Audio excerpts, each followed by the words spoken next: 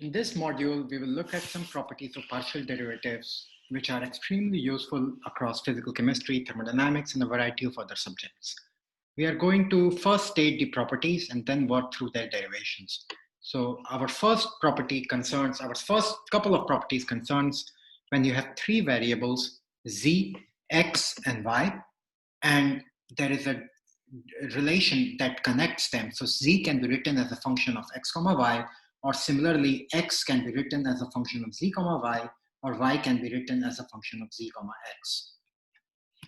These three are equivalent statements for our practical purposes, and this is what we are going to look at. In this case, the relations that we are going to derive are that partial y by partial z, this can be done keeping x constant, is going to be the same as 1 over partial z by partial y as keeping x constant. It looks obvious, but which is good, but the thing with partial derivatives and the relations is that just because something looks obvious does not imply that it will be correct, and vice versa. Because something does not look obvious does not imply that it might not be correct. This relation is called a reciprocal rule. It's the reciprocal rule. As you can see, these things are reciprocals of each other. The other one we are going to look at, which is extremely important, is the cyclic rule. That is partial z by partial x at constant y multiplied by partial y by partial z at constant x multiplied by the third one that we haven't considered yet, which is partial x by partial y at constant z. And you can change the order of multiplication here. For example, partial x by partial y. By the way, this partial is also called del x by del y. So del x by del y could have been in the very beginning. That's fine. What you cannot change is this order. This could not have been del x by del z. This is del z by del x. If it was del x by del z, it would change the other terms over here. So for these three, and you can see there's sort of a cyclic relation here. We went from z to x to y, z to x to y. Here we went from y to z to x. And in the third one, we went x to y to z. So we always moved along this cycle. We did not go in the other direction. If we moved in the other direction, the cycle would have to be changed at both spots, not just at one spot. This thing is equal to -1, and this is called the cyclic rule. So we are going to derive both of these. What is even more important than the derivation is that you remember the rules themselves. The second rule so these are the first two rules we are going to look at today. The second and the third and fourth property we are going to look at concerns when you have two functions of x and y. So in the first one, you had just one function or variable z that depended on x and y. But now we are going to consider when we have a function f that depends on x and y, and we have a function g that depends on x and y. In this case, we have the first property, partial f by partial g at constant x is equal to partial f by partial y at constant x multiplied by partial y by partial g at constant x. This should remind you of the chain rule we did for one variable calculus, single variable calculus, and that is what it is indeed called here as well. It's called the chain rule.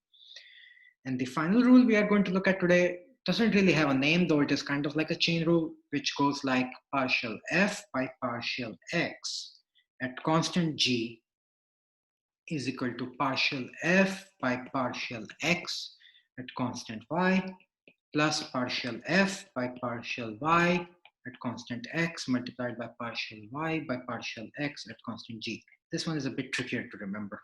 So let's number these rules. We call it rule number 1, rule number 2, rule number 3, rule number 4. So I have stated them in the very beginning. If you don't want to go through the proofs, that's fine, but I really recommend that you go through them. So if you get lost and don't remember these rules, you will have some possibility of deriving them. Also, it gives you intuition into why they are what they are. So let's systematically go through them and derive them.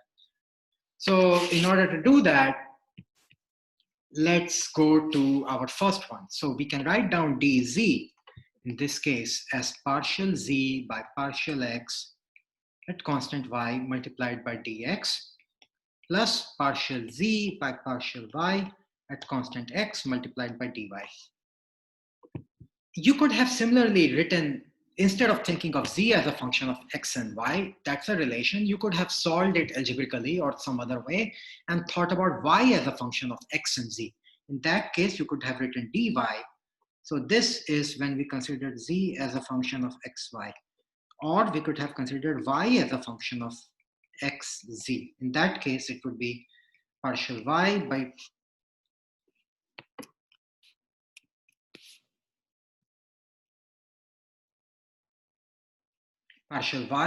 partial x at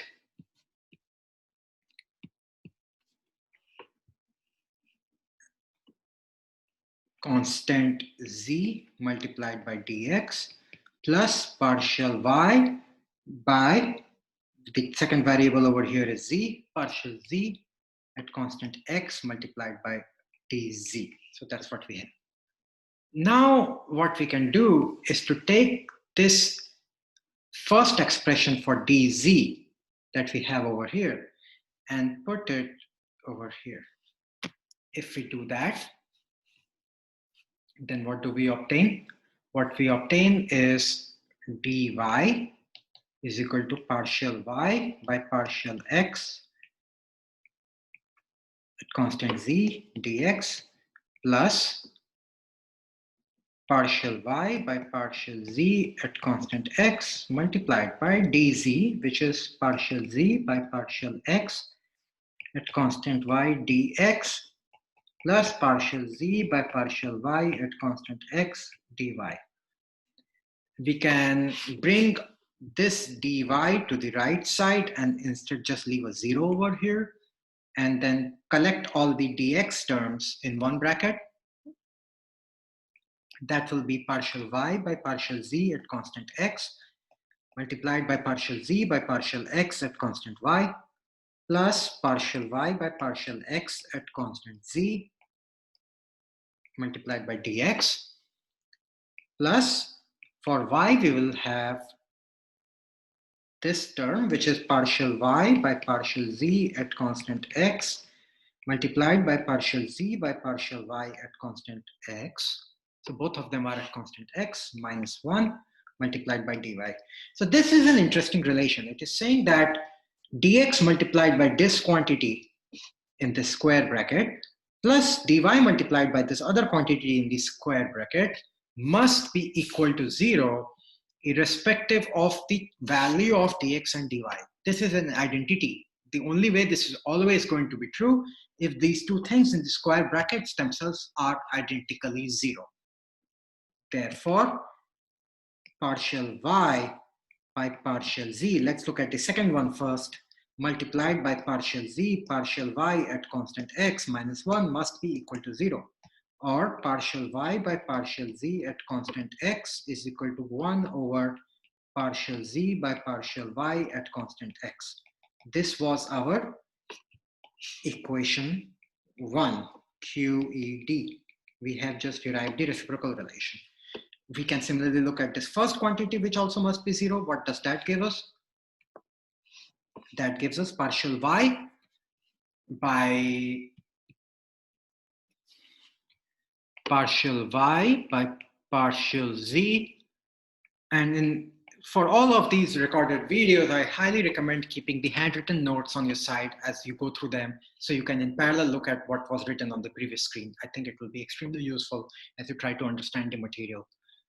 Partial z by partial x at constant y plus partial y by partial x at constant z. This also must be 0. In other words, partial y by partial z at constant x multiplied by partial z by partial x at constant y must be equal to minus partial y by partial x at constant z. Now we can use the reciprocal relation, and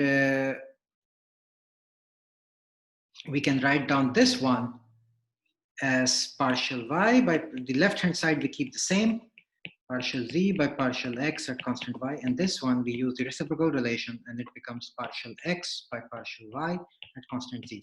Now we bring this one to the left-hand side and we get what we wanted.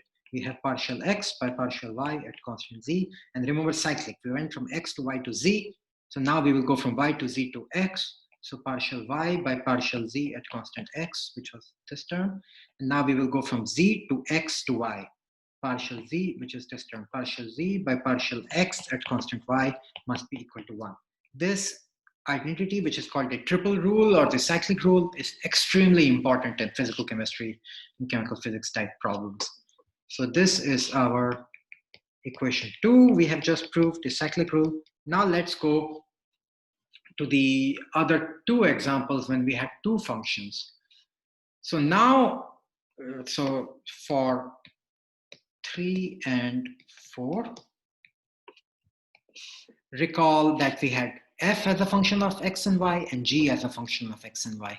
In this case, we can write down df, the total differential of f, as partial f by partial x at constant y dx plus partial f by partial y at constant x dy. We can, this is when we considered f as a function of x and y. We can also consider y. So what was the other thing? We had g as a function of x and y, but instead of that, let's consider y as a function of g and x, just like we did in the last problem. So if we do that, then dy is partial y by partial x at constant g dx. So we are treating functions just like variables, which shouldn't surprise you, especially since we are working only with scalar valued functions. There is no profound difference.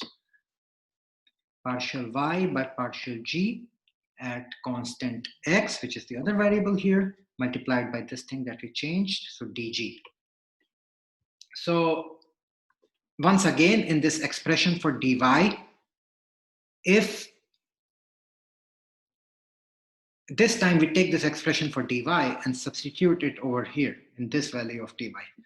If we do that, we get something which is a bit more bulky. It will look like df is equal to partial f by partial x at constant y dx, plus we have partial f by partial y at constant x multiplied by dy, and dy is all of this. So that's partial y by partial x at g dx plus partial y by partial g constant x dg.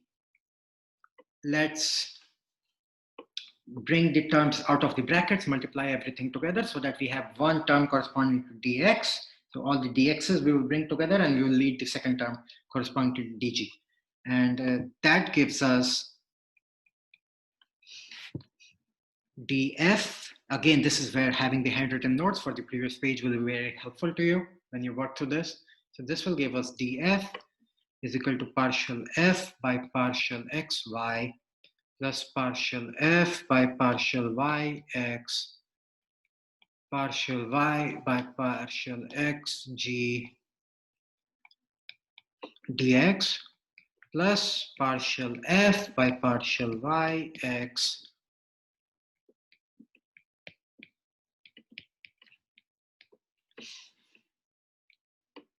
So this is df with dx and dg. Now we know that f is a function of x and g. We do know that f can also be considered as a function of x and g, right? Because why can we do that? Because we can eliminate y. F was a function of x and y, and we can take this y and replace it as g, y of g comma x. If we do that, then this will become f of x comma something g and x. So we have eliminated y through this procedure. So if we do that, then we would get df is equal to partial f by partial x at constant g dx plus partial f by partial g constant x dg. These two equations must be identical. There is no difference. It's the same, just like we said there, because you could subtract it out and then you would have a 0 equal to something multiplied by dx plus something multiplied by dg. So the only way that is going to happen if this term is equal to this term, and this term is equal to this term. As you can see, that directly leads us to our answer. Let's look at the blue one over here.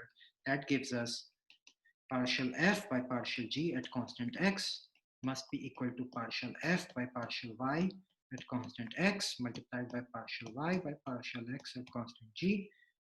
And this was looking from the blue term. And if you look at the red term, then we get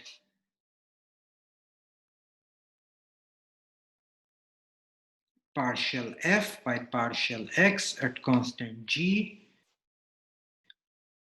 is equal to partial f by partial x at constant y plus partial f by partial y at constant x partial y by partial x at constant g. So we have just proved our equation 3 and equation 4. So I will go back to the very first page. These are the 4 relations we derived. The derivations themselves are a bit involved, and it's okay if you don't remember them. I, in fact, get confused when I try to derive them in a very small amount of time. They're a bit tricky. Not all of them, but some of them are. What's more important is that you remember the relations, especially the first 3, the reciprocal rule, the cyclic rule, and the chain rule, but this 4th one is also very important. That brings us to the end of this module.